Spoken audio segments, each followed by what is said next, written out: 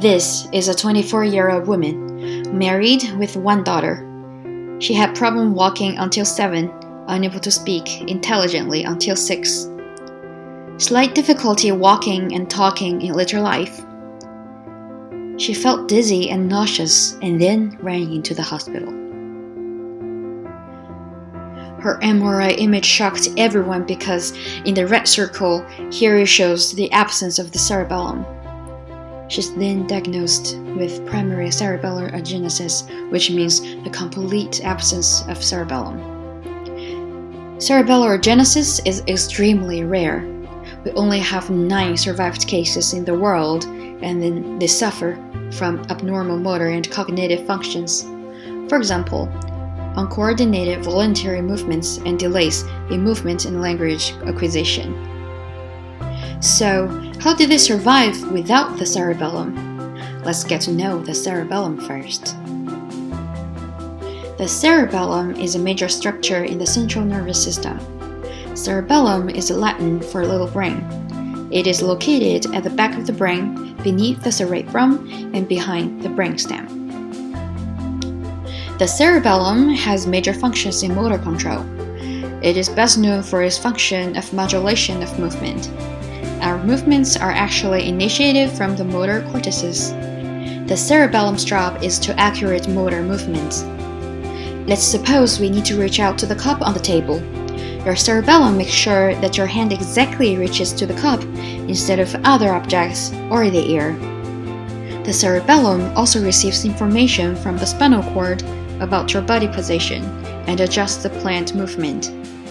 You will have a different movement plan if you suddenly decide to stand on only one foot when reaching out to the cup. The cerebellum plays a crucial role in balance and locomotion. That is why, once too much alcohol reaches the brain, the drunk people walk clumsily and unsteadily. Besides, the cerebellum is also in charge of motor learning. For example, learning to ride a bicycle might be hard in the beginning, but it gets smoother after you repeat the movements over and over. The cerebellum also participates in cognitive processes like language and attention. The cerebellar agenesis patient survived thanks to neuroplasticity. People born with cerebellar agenesis can compensate cerebellar functions from other areas of the brain, like the cerebrum, and live a quite normal life.